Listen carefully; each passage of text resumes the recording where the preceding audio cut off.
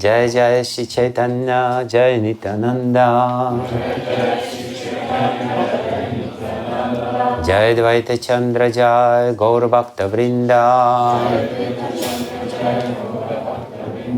Jai Jai Shri Chaitanya, Jai Nityananda, Jai Dvaita Chandra, Jai Gaur Bhakta Vrinda, Jai Jai Shri Chaitanya, Jai Nityananda, Jai Dvaita Chandra, Jai Gaur Bhakta Vrinda.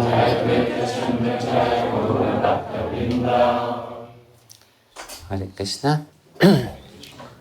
So we're reading today Sri Chaitanya Charitamrita Antya Dila, chapter number 5, text 120.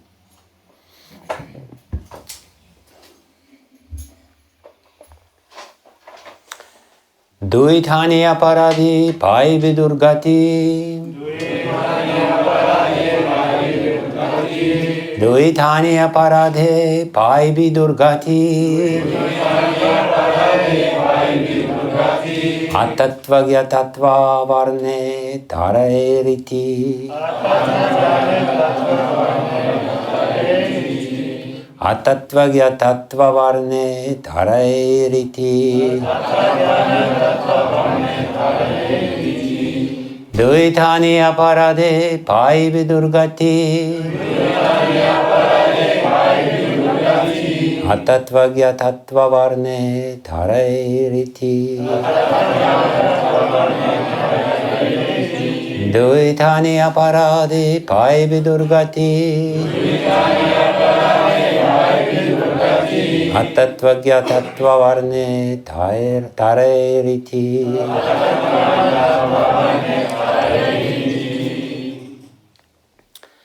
Swarupa Damodar continued, because you have committed an offense to Lord Jagannath and Sri Chaitanya Mahaprabhu, you will attain a hellish destination. You do not know how to describe the absolute truth, but nevertheless you have tried to do so. Therefore, you must be condemned. Purport. The Brahmana poet from Bengal was an offender in the estimation of Swarupa Damodar Goswami. For although the poet has no knowledge of the absolute truth, he had nevertheless tried to describe it.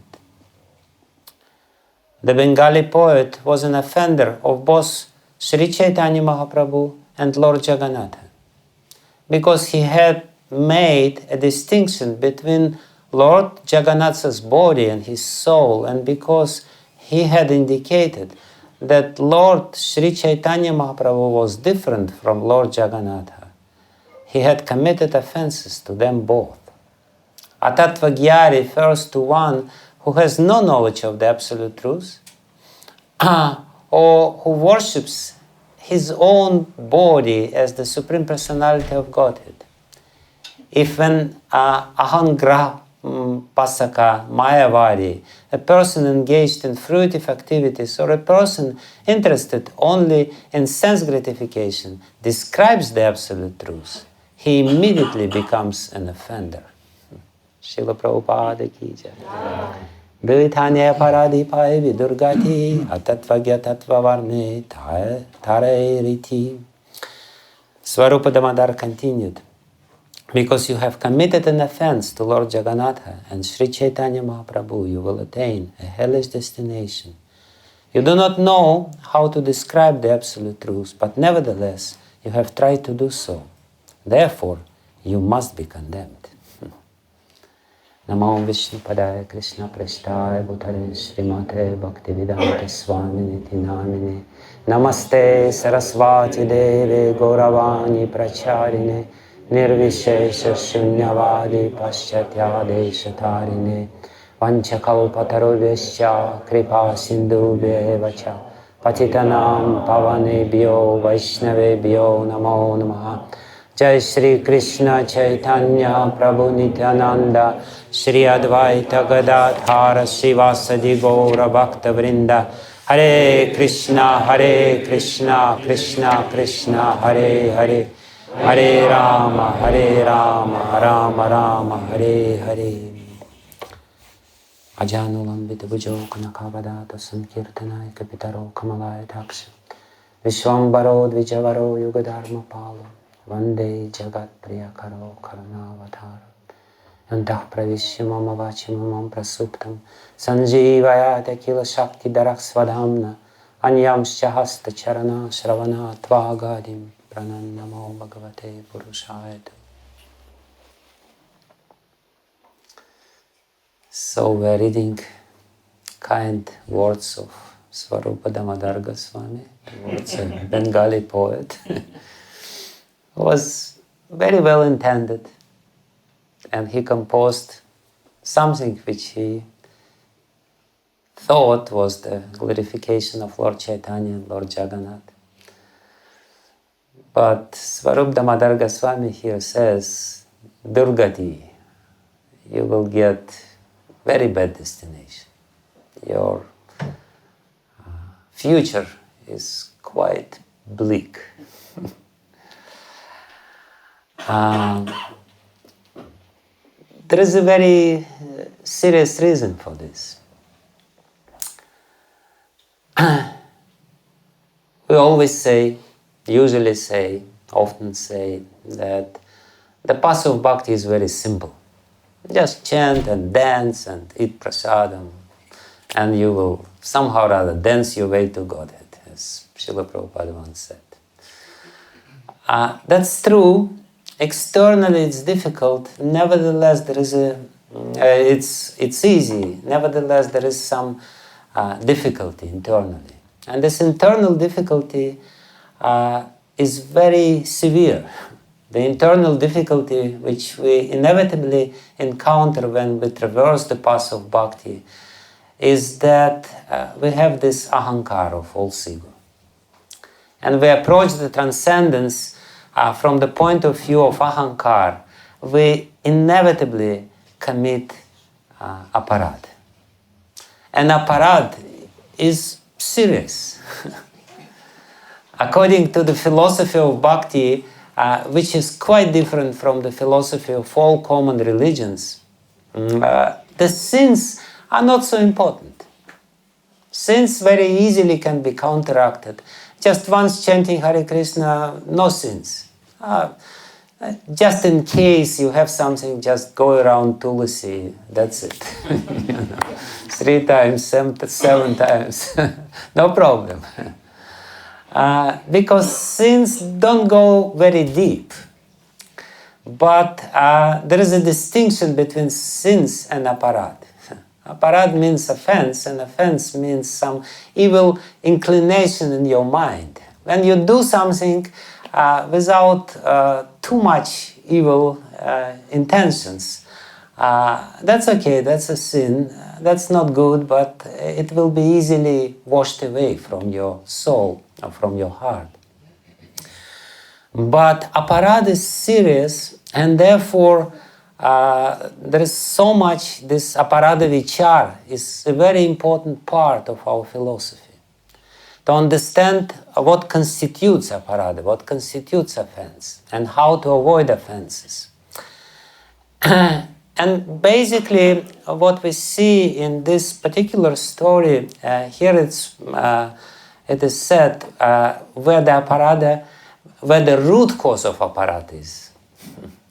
The root cause, how it is said here, atatvagya, the lack of knowledge or ignorance about the truth, the absolute truth. In Srimad Bhagavatam, in the very beginning of Srimad Bhagavatam, which is one of the foundational verses of Srimad Bhagavatam for our Gaudiya Vaishnava Siddhanta, it is said that Vadanti tat tattva vidas tattvam yajnanam advayam prameti paramatmiti Bhagavan iti shabdyate. This very important verse of Srimad Bhagavatam, which is the foundation of our philosophy, it is said that Krishna, God, is Advaya Gyan. Gyan means consciousness, and Advaya means there is no duality in this consciousness. So we also have consciousness. Unfortunately, now, because of our situation in material world, our consciousness is steeped in duality. So when we approach the non-dual truths with our dualistic consciousness, and we try to judge the non-dual truths from our relative dualistic point of view, then inevitably we commit offense. Therefore, it's a very difficult situation. We do have this dualistic concept, and dualistic concept basically means that we always discriminate, this is higher, this is lower, this is good, this is bad. And when we approach with this mentality towards the Lord, who is Advaya Gyan by definition, and try to judge, we somehow or other project our dualistic understanding of the world towards spiritual reality, and we commit serious mistakes in this judgment. In Madhva Sampradaya, whom we belong to, Madhvacharya, he describes 9 kinds of manifestation of dvesh, or envy in the heart, which actually is the root cause of all aparadhas. Aparadha is this dvesh, is this envious inclination or envious attitude which we have. And among those dveshas, he says that to discriminate between different forms of the Lord, it's a dvesha. It's the hatred towards the Lord. If we say this form is better, this form is not so good, I don't like this form. And they are all forms of non-dual absolute truths. We commit an offense. But at the same time, we say that Krishna is the highest form of the absolute truths, highest manifestation of the absolute truths, and we always make this judgment. So how to reconcile these things? Madhvacharya cannot make a mistake. It definitely indicates a very serious disease, and actually the same disease is indicated by Swarup Damodar Goswami here in this episode with Bengali Brahmana, who was well-intended but still committed aparadha. So how to reconcile this? We say that there is a hierarchy, there is higher and lower, and at the same time, we're not supposed to do this. We're applying or projecting our material understanding into the spiritual realm, where our material understanding or material mind is totally improper and unsuitable. So let's try to somehow or other solve this riddle.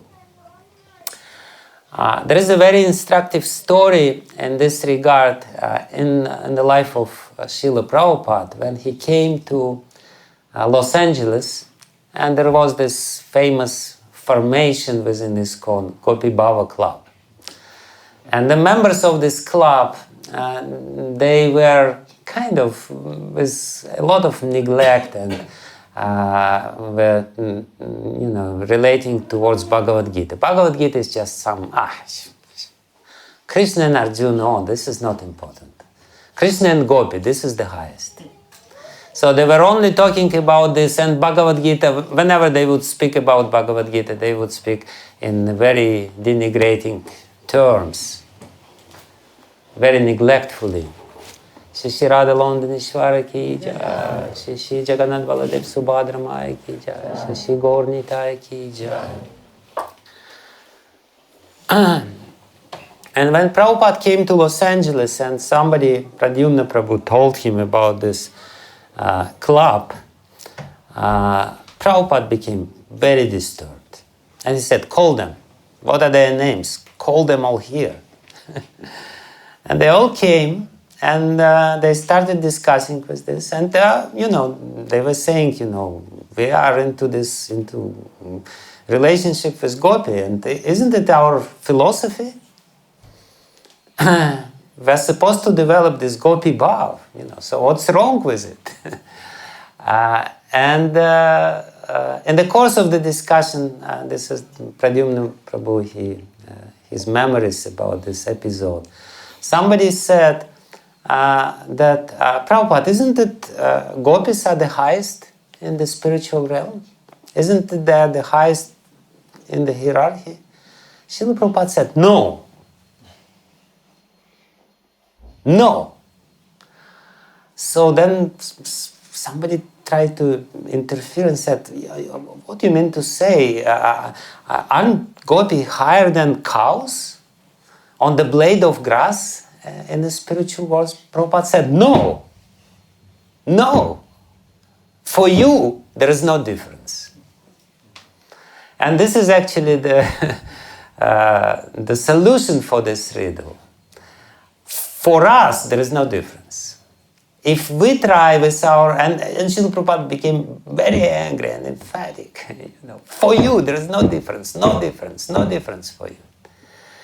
So the solution here says, is like this. There is a difference, definitely. There is no doubt about it.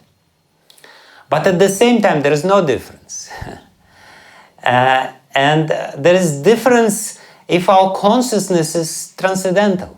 Then there is discrimination. Then there is relatively high and lower. But when we look from our point of view, from our material point of view, and try to judge from our material point of view, inevitably the judgment will become faulty, because this judgment will be taken from the point of view of our pride. And by saying that something is lower, we will naturally, as we are used to in material world, look with neglect into this. And who we are to look with neglect towards the blade of grass in the spiritual world. The blade of grass in the spiritual world, for us, completely steeped in matter, completely engrossed in matter, is a worshipable object. And cows, and if we start discriminate, we commit an offense. So the discrimination is only possible when our consciousness becomes non-dual. Then only the discrimination is proper. If we are trying to make discrimination, having this dual consciousness, being in this duality, Ichadvesha Samuthina Dvandva Mohena Bharata, having this Dvandva Moha, the complete bewilderment of Dvandva, this is good, this is bad, then we commit offense. And ultimately it means the lack of proper knowledge, the lack of proper respect. Offense means that we will think that we are higher than somebody else. Towards the spiritual, worshipable spiritual objects. We will exercise our pride in this spiritual relationship. Therefore, to start judging, we first have to come to the level when the judgment is possible. That means that our own consciousness has to become free from duality. What does it mean? It basically means that there is nothing good and there is nothing bad in this material world. Everything is bad. Sometimes people say, I have a bad karma. This is an oxymoron. There is no bad karma. There is no good karma either. All karma is bad. When you say I have bad karma, it means that there is good karma, but there is no good karma. All karma is bad. And therefore, Lord Chaitanya Mahaprabhu says that when we say this is good, this is bad, this is all, this is all manodharma. Manodharma means concoction, imagination. It basically means improper judgment. When we apply our material experience, and that's the problem, when we apply our material experience or project our material experience onto the spiritual world, we will inevitably commit aparadha. Therefore, in the beginning, and that's exactly what Srila Prabhupada meant when he said, for you there is no difference. In the beginning, we should not discriminate. Sometimes people have make this serious offenses or Aparadhas when they say, he's a pure devotee and he's not a pure devotee, So for whom, he's nobody, he's a Kanishta Adhikari. Srila Sanatana Goswami part says that if you're not sure about the level of advancement of somebody, just treat him as an Uttama Adhikari just in case. Just in case he's an Uttama Adhikari. No mistake in this. And in the beginning, the advice is that everyone is a pure devotee. And that's actually the reason why when people just join Krishna consciousness, they make very rapid advancement because they look at everyone with awe and reverence, oh, they're so pure. And then they started discriminating. When they become advanced, quote unquote, when they become senior devotees, oh my goodness, they commit so many aparadhas because, this is, and this, and he's, This is, for us, there is no difference. Whoever is related with God is an object of worship for us. This will help us to develop non-dual consciousness, to get free from this duality, which is the shackle, material shackle in this material world. It keeps us in this material world. So the path to the transcendence goes through this very difficult stage when we have to basically worship everything which is somehow or other related with God. And develop in this way, this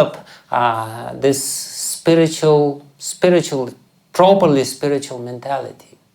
Because again, we look at the deity and we say, it's made of stone, it's not deity. We don't have the proper vision. And the proper vision is only coming from the new samskaras. What I want to say, and that's a very important point, is that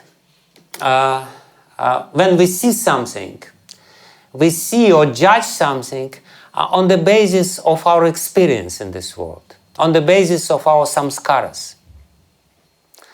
And when we see or judge something on the basis of our samskaras, we basically drag anything which we see to our own level.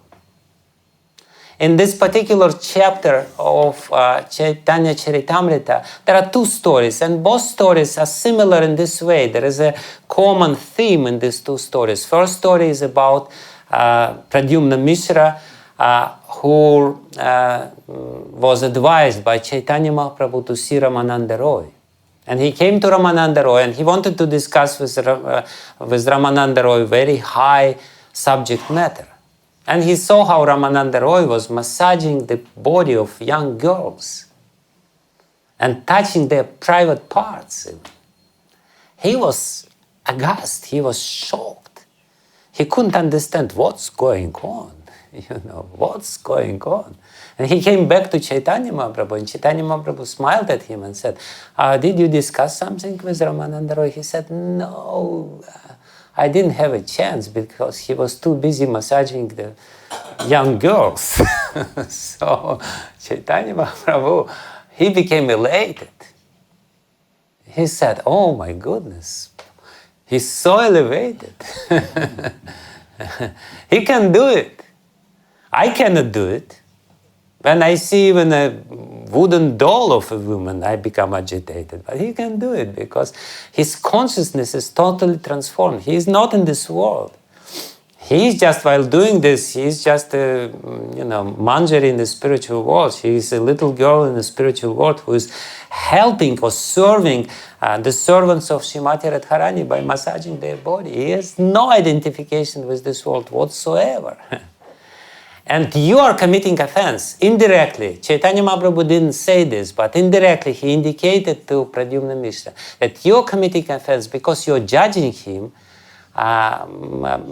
based on your own experience in this world, based on your own samskaras. So that's the common theme of these two stories. This Bengali poet, he was well intended. And he wanted to describe the absolute truth, but because he was atatvagya, because he didn't have... Atatvagya basically means... Atatvagya doesn't mean that this, ignorant Bengali poet was atatvagya. And this particular story, very interesting, is that all the other devotees, except for Swarup Damodar, were very happy to hear the poetry which he wrote. Everyone was completely amazed, and they said, "Oh my goodness, so nice." So they were all atatvagya. And this is whom? This is direct associates of Chaitanya Mahaprabhu. They didn't have this fine discrimination. And basically, what to speak about us? We of course we have Bhakti Shastri diploma. We are Tattvagya. Good luck for you to judge the spiritual matters. We still have this completely material consciousness. So it's about us. This is a warning to us how careful we should become when we are describing the absolute truth. Sometimes we very boldly sit down on Vyasasana and saying something and condemning somebody, he's bad and this and that. There is such a big chance to commit offense.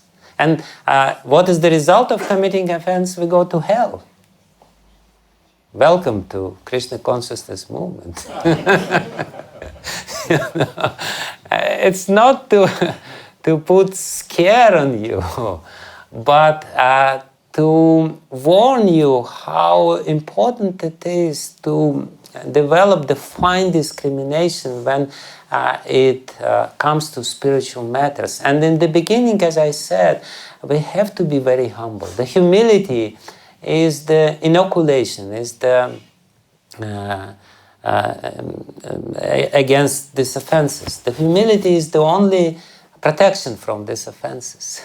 If the humility is there, then the temptation to judge others from our highly advanced position in Krishna consciousness will be little less. Humility is actually the only protection which we have. Otherwise, this disease of aparadha it's very contagious. When we associate with somebody who has offensive mentality, immediately it comes to us because we are prone to it. The tendency is already there.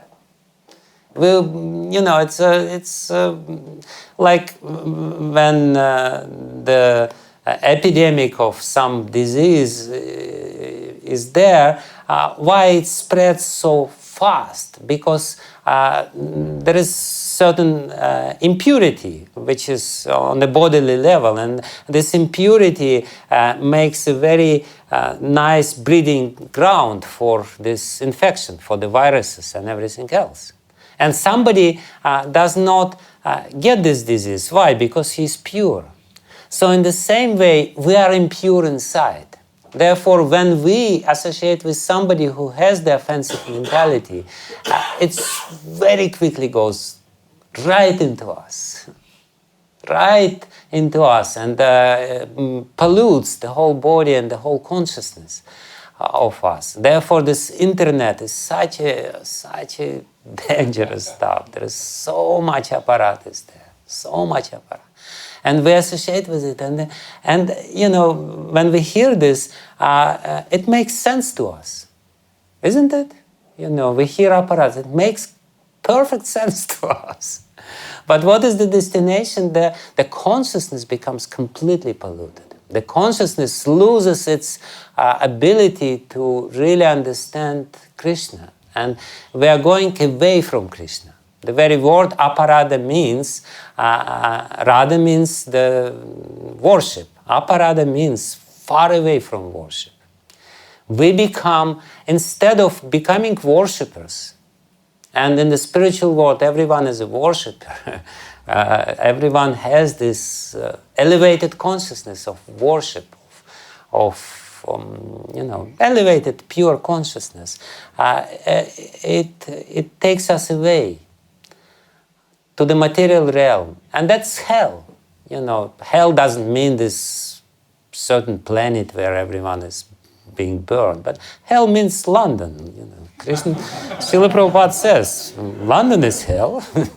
A journalist asked Srila Prabhupada, what is your conception of hell in London, he asked. What is your conception of hell in your religion? Prabhupada says, London is hell. This is our conception of hell in our religion. Because there is hardly any sun here, so that's hell. That's a part of material world. Material world is a hellish area, hellish, ignorant, realm of the existence. So we have to be very careful about these whole things, and for that we need to know tattva. It's very interestingly, we have to be very careful in knowing tattva, and not to be in a hurry in knowing tattva. Bhaktivinoda Thakur, while explaining anarthas, which are clouding our consciousness, which is the impediment for us to see God, to relate to God, to really understand God.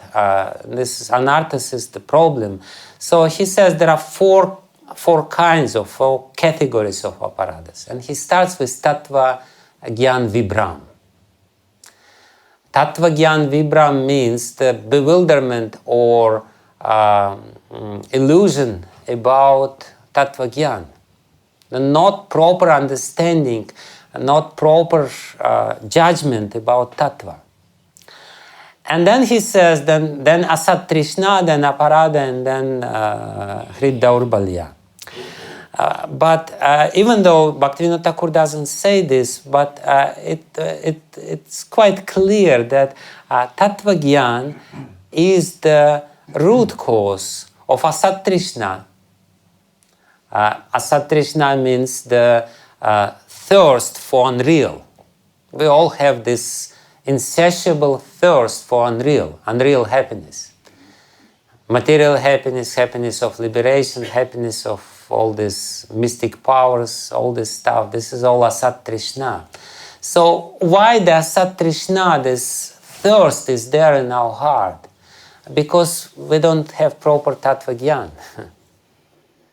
We don't have proper sambandha gyan, don't have really proper understanding who we are and what is God, and how the happiness is only possible in relationship with God. Therefore, asat trishna develops. And from asat trishna, aparadhas comes. The offenses are coming from this, from tattva gyan vibram, then asat trishna, then aparadhas, and then weakness of the heart. Weakness of the heart means all kinds of deficiencies which we have. All kinds of faults or problems which we have in our heart. Envy, matsarya, which is there, and so on and so forth. So, but the root cause is tattva gyan. Not knowing the tattva gyan vibram, not knowing the proper tattva. And therefore Bhaktivinoda Thakur says that in the beginning what we have to do, he says the beginning of spiritual life, the spiritual life starts from krama shuddha shravana dasha. The first period of spiritual life, dasha, is krama shuddha shravana, when we hear systematically. The problem in ISKCON, why there are so many offenses in ISKCON? Because there is lack of systematic krama shuddha shravana, systematic hearing of tattva. Everyone has knowledge, and Srila Jiva Goswami says, Jnana lava durvidagdha achikitsa.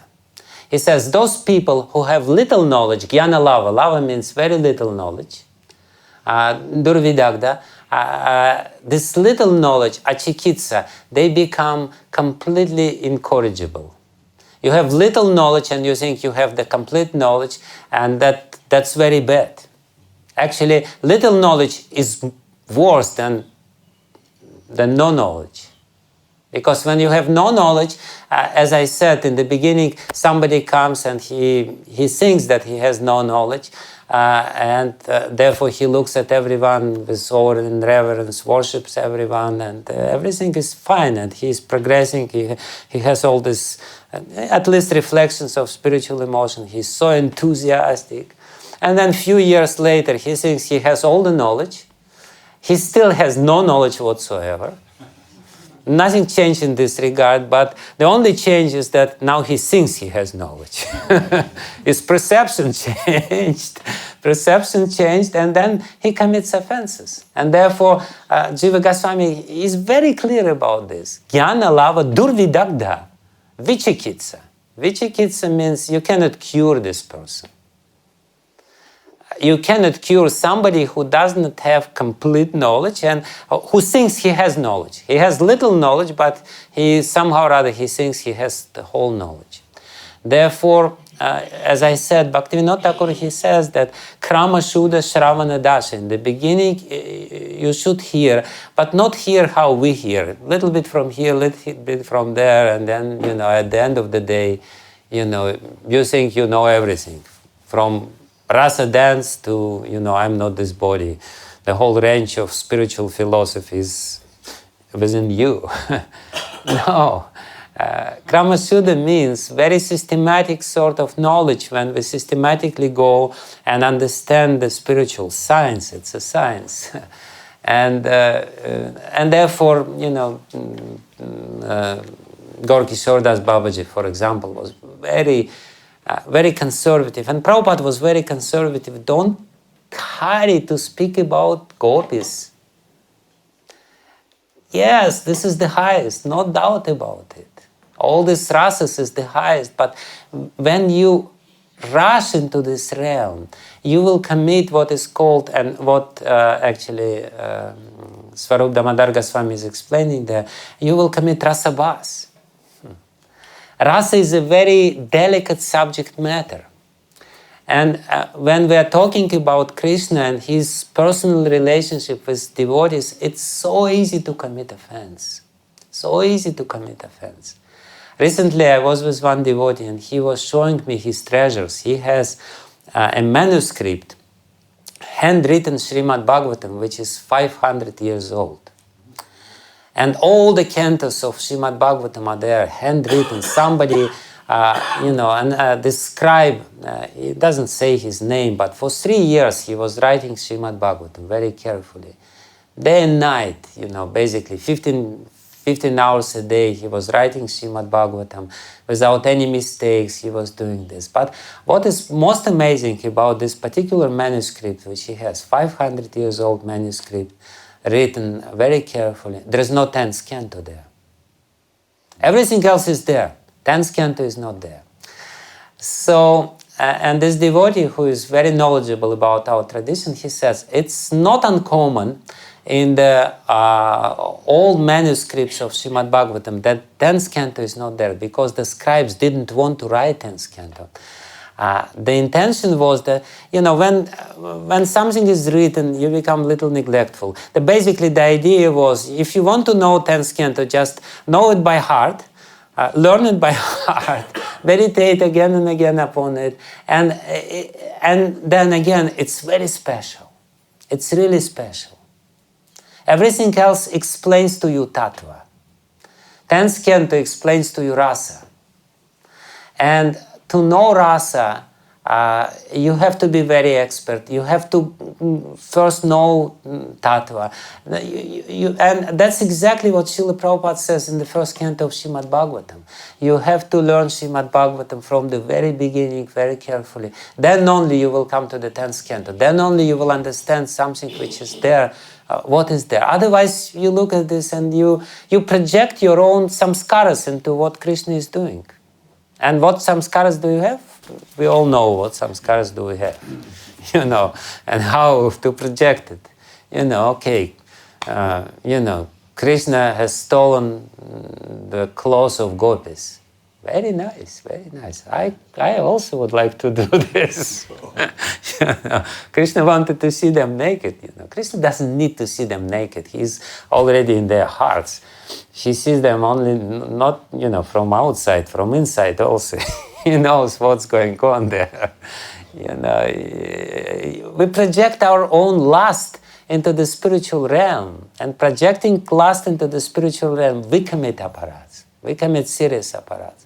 And this is called rasabhas, something which is improper, inappropriate. It's when it comes to these subtle things, we have to be very appropriate. We have to know Ras. We have to reciprocate with Krishna. Krishna is a person. Why this aparadha is there? Why this concept of aparadha is there? Sometimes people say, no, I don't believe in aparadhas. How you can offend Krishna? He's Brahman, right? How you can offend Brahman? No, Brahman you cannot offend, but Krishna you can offend. Because he's a person. And therefore he's sensitive. He has sensitive feelings. It's very easy to hurt the heart of Krishna. Therefore he's so protective. Therefore he made this huge Brahman effulgence so that nobody can see what he's doing there. No offenders could see what is there behind this curtain of spiritual light. Because again, when we are with our impure eyes try to go into this realm or judge this realm, we commit aparadha, and it's bad for us. And it hurts Krishna. Krishna is a person, it's easy to hurt him. Sometimes, devotees, they have this strange understanding that when you become a pure devotee, you become totally insensitive. It's a Mayavad contamination. The more pure devotee you become, the more sensitive you become. The more easy to offend you, because your feelings are easily hurt. Because when your consciousness develops, you become very sensitive. When you're gross, somebody says to you, you're fool, you say, okay, no problem. But when your consciousn's develops, it's very easy to hurt somebody's feelings. It's very easy to hurt Krishna's feelings. That's what we have to know, and therefore this whole idea or the whole concept of aparadha is there, and therefore we have to be, this is the responsibility upon us to understand properly and to relate to Krishna properly, because we all know, of course, how easy it is when we reciprocate with somebody. Somebody wants to do something good to us, and we don't understand this. Somebody wants to, for example, somebody wants to give us something very, very valuable for him, and for us it doesn't have any value, and we don't understand what's going on in his heart, and we look at this and we throw it away. Will it be an offense to this person? He will be hurt. He gave us something which is very dear to him. And how we related to it, we couldn't understand the emotion which he attaches to this present. And we were, useless stuff. Something like this. This is called rasabhas. There is the whole consideration of rasabhas in Bhakti Rasamrita Sindhu, where Srila Rupa Goswami describes different kinds of rasabhas. Or uparasabhas, aparasabhas, and anurasabhas, all different kinds of, 3 kinds of rasabhas with different categories and subcategories. And basically it means the lack of proper reciprocation. One example, for example, he gives one example. What is rasabhas? He says, when the wives of Brahmanas in Krishna's Leela were looking towards Krishna with amorous intentions, because wives of Brahmanas, they developed some sort of love towards Krishna. Krishna was very embarrassed. He didn't look at them, all this, their wives, their Brahmanas, I am a cowherd boy. There is rasabhas, something unmatching. The ecstasy is not coming, the feelings are hurt. feelings are not proper. So the whole bhakti is about this. The whole bhakti is about feelings. Therefore, aparadha is so prominent in bhakti. When we hurt somebody's feelings, it's aparadha. When Rupa Goswami, and Rupa Goswami is completely pure, when he, just by mistake, he was laughing by seeing some Krishna Lila, and some old Vaishnava or crippled Vaishnava thought he's laughing at him. His feelings were hurt. And because his feelings were hurt, the whole Lila experience disappeared from from Rupa Goswami's heart. Because that was aparadha. Why this story is there? Just to stress the point, to drive home the point, how important it is for us to become extremely sensitive. Especially when we grow up in Krishna consciousness. Grows up in Krishna consciousness means this growth or development of internal sensitivity, the sensitivity of the heart. When we are sensitive towards the feelings of others, and when we are sensitive towards the feelings of Krishna, because he's a person, he's not just Brahman. You know, when Ramachandra Puri came to Madhavendra Puri, Madhavendra Puri was leaving this world, and he was crying. I didn't achieve the Lord of my love. I didn't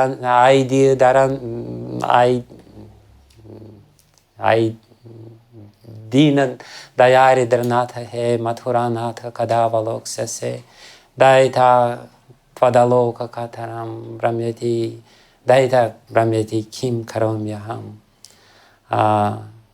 So when he was lamenting like this, and Ramachandra Puri looked at him and says, "You're supposed to achieve the Brahman. You're supposed to be in ecstasy. Why you're crying?" And Madhavendra Puri said, "Get out from here. Go to hell. I didn't achieve Krishna. I'm crying, and now this guy is coming to me and saying about impersonal Brahman." You know. So that was rasabhas, and that was offense. And this offense, actually, as it is said in Chaitanya Charitamrita, all the material desires, they manifested in the heart of Ramachandra Puri, and he became a professional fault finder by committing this aparadha. Why? Because he couldn't reciprocate. He didn't understand. He was not sensitive enough to understand what's going on in the heart of other devotee. So that's basically the point of this. And this sensitivity, the development of this sensitivity starts from our development of Tattva Gyan. Without understanding Tattva Gyan, there is no question of the sensitivity of the heart. Tattva Gyan is extremely important. And therefore, the most important verse of this chapter, I will just only say this and then I finish my class, which is already a little too late. The most important verse of this chapter, and in fact, extremely important verse of the whole Chaitanya Charitamrita and the whole of our literature, is when Swarup Damodar, just few verses later, says, Yaha Bhagavata Pada Vaishnavera Sthani Ekanta Ashraya Kara Chaitanya Charani. If you want to understand Srimad Bhagavatam, he said, you must approach a self-realized Vaishnava and hear from him. You can do this when you have completely taken shelter of the lotus feet of Sri Chaitanya Mahaprabhu. The meaning of this verse is that you can only understand Srimad Bhagavatam not by reading. You cannot understand Srimad Bhagavatam by reading. You understand something, but you will not understand the whole Srimad Bhagavatam. The only way to understand Srimad Bhagavatam, the only way, Yaha Bhagavata Para Vaishnavera Sthani. You have to be situated at the lotus feet of a Vaishnava. And hear how Vaishnava, the proper Vaishnava, who understands all the subtleties of Siddhanta, subtleties of Tattva Gyan, subtleties of personality of Krishna, how he explains this. Then only you will understand Srimad Bhagavatam.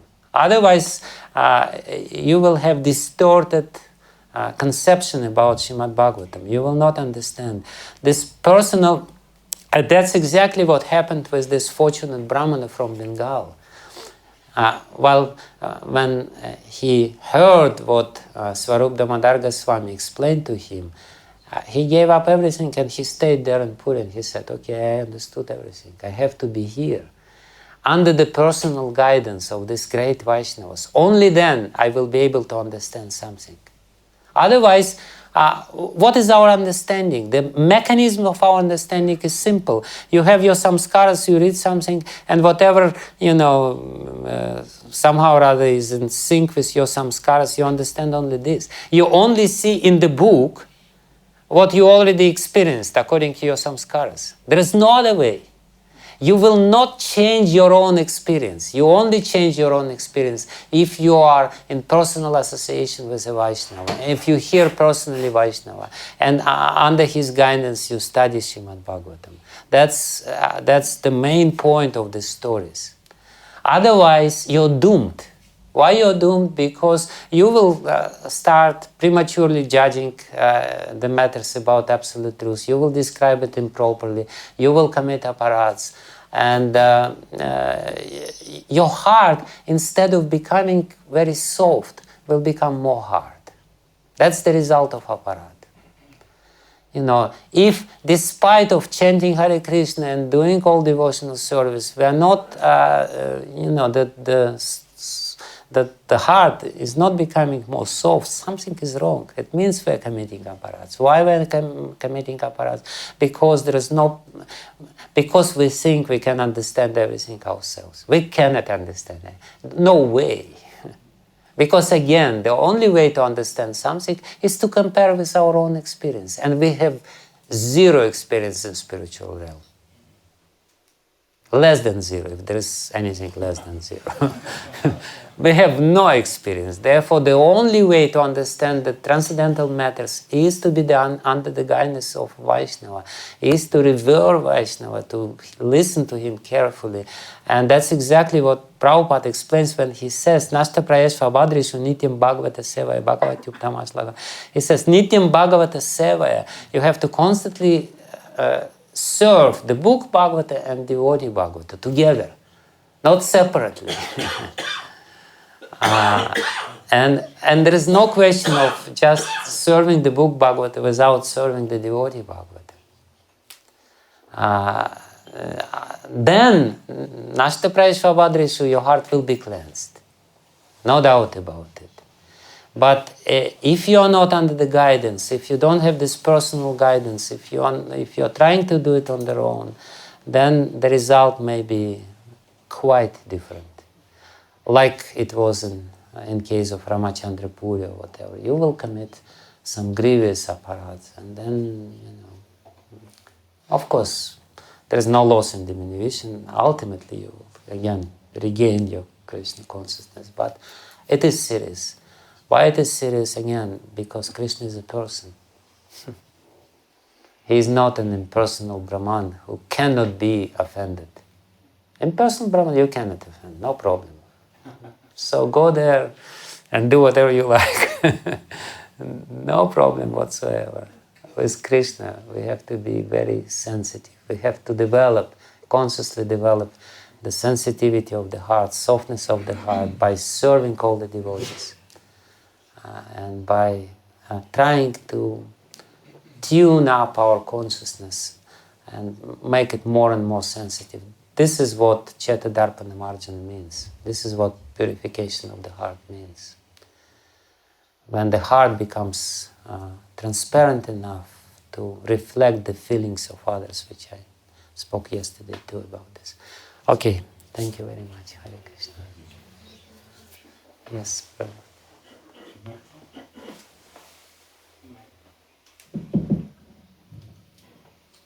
Yes, thank you very much, Maharaj. I very much appreciate your class and your insights, and especially this emphasis on understanding of Vaishnava Aparadha, or Aparadha in general, how this is the real destroyer of devotees' lives. I have a question and a comment. You were describing the incident in in Los Angeles with the Gopi Baba Club. My recollection is a little bit different. Basically, what was happening, the Chaitanya Charitamrita had just come out, and the devotees were very excited to read Chaitanya Charitamrita, and they had especially the group of eighth devotees that were reading Chaitanya Charitamrita. And you know, in the first volume, there's some very high-level topics. The first chapter. And that got back to Prabhupada. And then Prabhupada chastised the devotees, but it wasn't like they were saying, oh, Bhagavad Gita is not so important. They were just absorbed in trying to actually study Prabhupada's books. Yeah, they were studying Bhagavad Gita, but there was, I'm basing, I don't have personal experience, so I'm basing my story on the memories of Pradyumna Prabhu, who was with Prabhupada.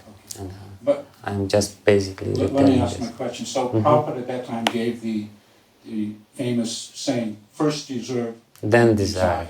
Yes. Meaning new devotees or young devotees, you're involving yourself in these high topics prematurely. Yet Prabhupada gave it to us in his books. But your point is well taken that at a certain point, because these devotees were 5-year devotees, maybe 7, 8, not so experienced, you could say, according to modern standards. But at a certain point in a devotee's life, how does he know when it's appropriate to delve more into these esoteric topics? 10 years, 20 years, 30 years, 40 years? I don't think the time matters. It's not a question of time. It's like this, you know, if you take math and we ask, you know, when it's appropriate time for a boy to study integral calculations or whatever, calculus or whatever, you know, it's simple. When he studied arithmetics and then algebra and all other subjects, and then he's capable. You know, if it takes him 1 year to study all this, then he can study the higher mathematics, no problem. It's not a question of time, it's a question of going systematically and understanding and building up the foundation. When the foundation is there, then you will be able to properly understand. Otherwise, again, while you are building up the foundation and learning this systematically, then your samskaras changed. Then you gain the spiritual experience, the proper spiritual experience, or advaya gyan, the non-dual consciousness, to understand the non-dual matters and to understand the higher realm of relationship of Krishna with his devotees. So again, it's not a question of time, it's a question of properly, systematically study under the proper guidance. Okay, so when one is in the association of devotees and you feel that time is there, because Prabhupada and Bhaktisiddhanta were both very conservative when it came to these discussions. In public, they would rarely talk about it. In the books, of course, they would delve into the Goswami literatures and some of these more esoteric topics. But at the same time, Bhaktisiddhanta Saraswati at one point said, now it's time to talk about this. And he was very careful, but at the same time was very, you know, it's not that it's completely forbidden and, you know, from now for the rest of eternity. This is Gaudiya Vaishnava tradition. Yeah, that's our tradition. That's our tradition. Purely assimilated and talked about. But in a systematic way. First ABC, very thoroughly, and then after ABC, ED, and whatever is there. Okay. Thank you very much. It's a good answer. Thank you. I just have another comment, please. Yes. In terms of the Gyan Tattva or Tattva Gyan, this is also a very important thing that devotees need to understand this Tattva and thoroughly understand it. That the Kanishta mentality is usually, oh, I understand it. Yes. And actually there's subtleties, there's nuances, there's depths of understanding, layers of understanding, so many issues that they're not actually aware of, but they're thinking, oh, I understand it. That's a big problem. I want to make one point about Jiva Goswami. He said there's actually 2 tattvas that are very difficult to understand. Shiva tattva, which we understand is and Guru tattva. But Guru Tata, he says, it's even more difficult. Yet the devotees have this tendency to think, I understand Guru Tata, it's very simple. But it actually is very mystical, it's very deep, lots of layers of nuances. Yes, yes, thank you. Thank you. Yes.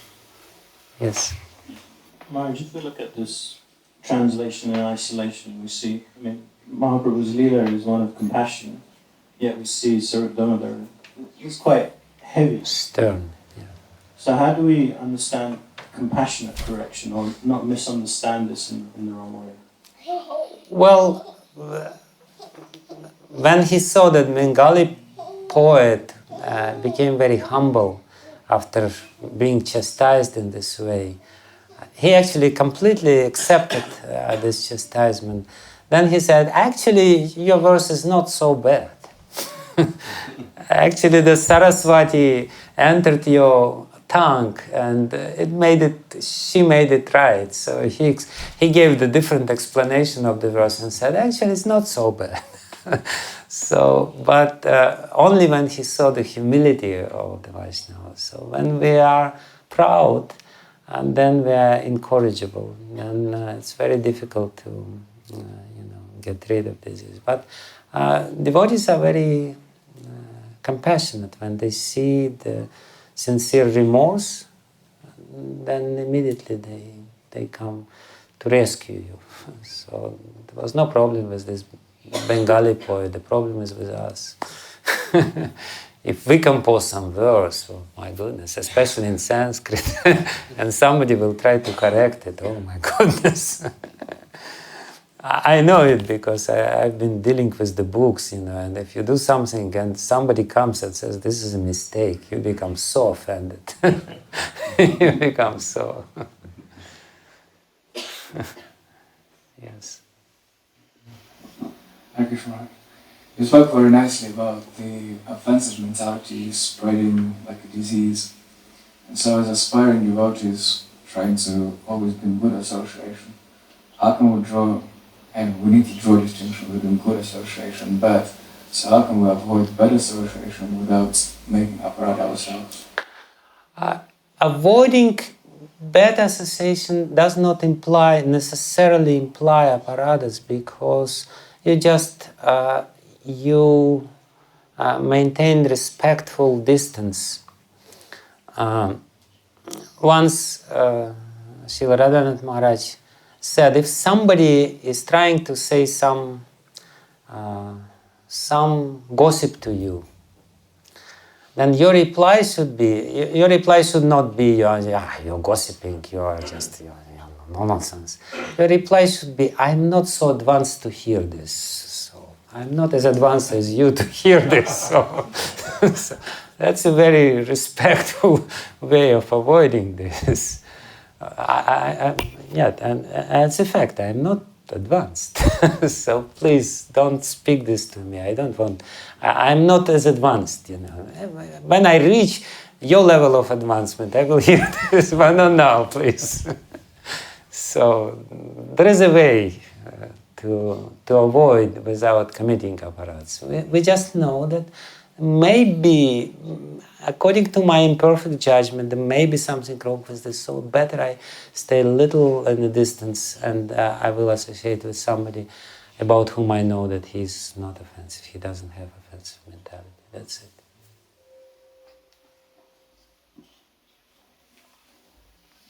Thank you very much, Maharaj. You're mentioning about samskaras or the impressions on the mind, and I was thinking at initiation, what actually changes for the initiate? Did the samskaras change? Does the Aparadha karma change? Because, as we get older, we suffer from the infirmities of old age, we get diseases. So what actually changes when one gets initiated?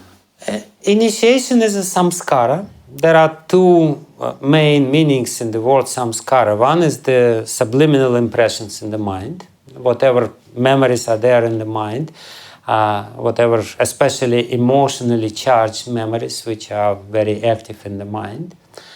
And another meaning of the word samskara, Sanskrit word samskara, according to Srila Prabhupada, is the purificatory ceremony.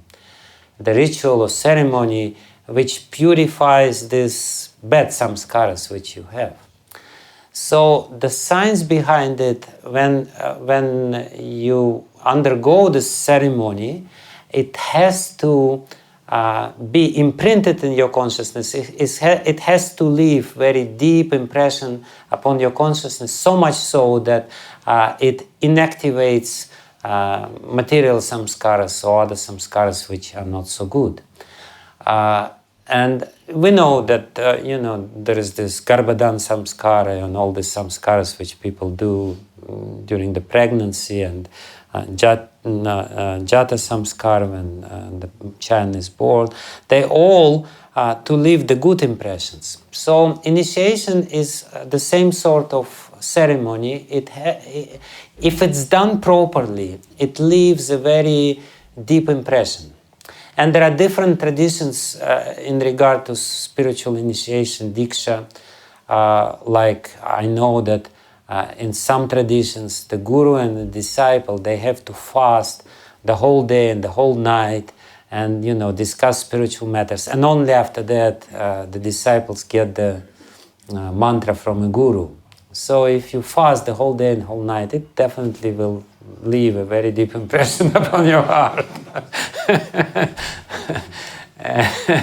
But the idea again is to give some deep impression. Something very important is happening.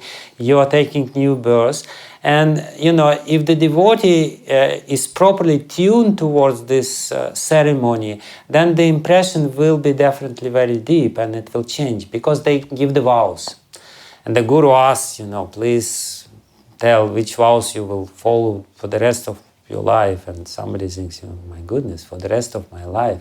If he is conscious, if he is present during the ceremony, he understands that there is no way back. Actually, that's another very interesting element of the science of samskaras. This is explained by Charaka Muni in Charaka Samhita. He says that, when the samskara is done, something irrevocable is done. Some, even on a physiological level, you cannot go back. For example, if Vivaha samskara is done, you will never become a bachelor after Vivaha samskara again, even if you divorce. You will never become a brahmachari again. That's it. Brahmachari is finished. So some samskaras is very deep samskaras are there, so you cannot go back. The samskaras is so deep, then you cannot revive the previous state of consciousness which was there before.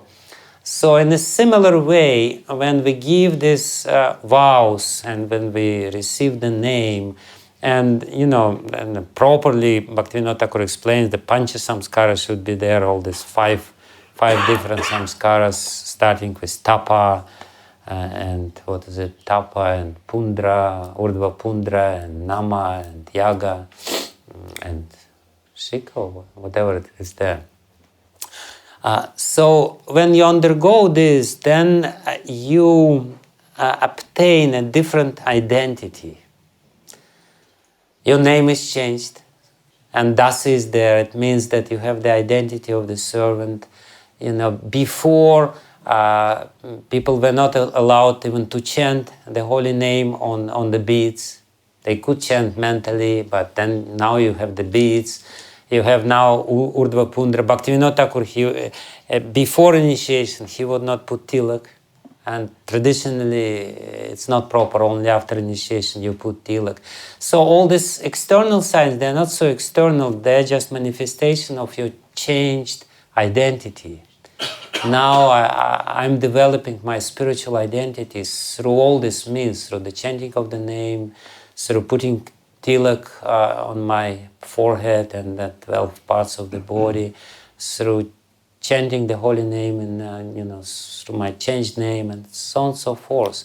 So this is what is supposed to change. Whether it changes or not, very much depends on your consciousness during the samskara. But the science behind this is that you're very attentive and you understand what is supposed to take place. You are changing your identity from the material identity of being enjoyer of this world. You become the dasa, servant. Thank you very much. Thank you. Okay. I wanted to ask you, you were speaking that as devotees advance, they become more sensitive and easier to offend. So I was a little confused because as we reach Srimad Bhagavatam, we see that devotees are not offended, like Haridas Thakur, not they are even killing him, he is not offended. Yeah, because you cannot offend devotee by killing him or by beating him. This is not an offense, but you can offend the devotee if you say something bad about his guru, for example, isn't it? And for somebody who is neophyte, you say something, okay, no problem. So he's not sensitive enough. The sensitivity changes, you know. You become very sensitive when it comes to spiritual matters. And you lose material sensitivity. So it's not that you become sensitive in all regards. No, you lose your material sensitivity, there's no doubt about it. But you develop the spiritual sensitivity, and therefore it becomes practically painful for you to hear something, you know. Whereas as a neophyte devotee, you may hear something and you say, okay, fine, nice. It was painful for Swarup Damodar to hear this verse of this devotee, and therefore he was screening it so thoroughly so that it would not come to Chaitanya Mahaprabhu, because Chaitanya Mahaprabhu was extremely sensitive in this, and his feelings could be hurt. Okay? Hare Krishna Maharaj, thank you for a really wonderful class. I just have a question about progress that, so I wrote it down. In a system which is eternal, Krishna consciousness, when will we have enough knowledge not to commit offences? And I feel a little, in my heart, discouraged because I feel on the path to Krishna is full of offences because I'm so contaminated. What to speak of the offences I'll commit on the journey? I feel like maybe I'll never make the necessary progress, but perhaps instead of moving forwards, I'll keep moving backwards. Therefore, the humility is the key, is the solution. Therefore, we have to be consciously developing humility, and when humility is there, then offenses are nullified. You start chanting Hare Krishna mantra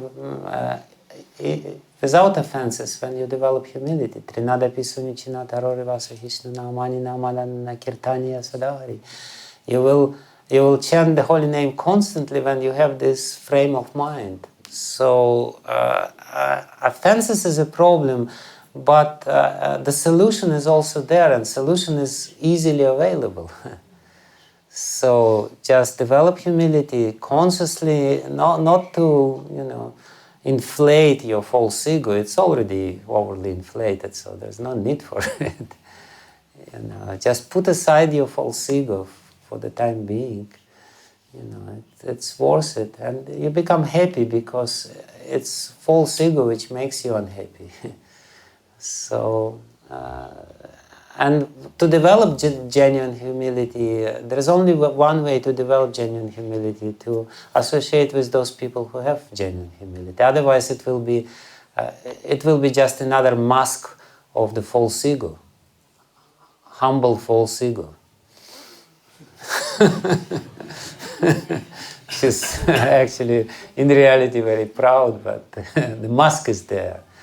So if there is this genuine association, and therefore Prabhupada said, only in the society of devotees you can become Krishna consciousness.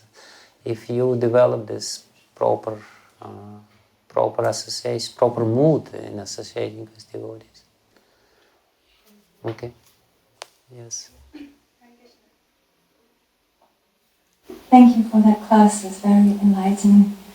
I was just wondering about that topic, humility.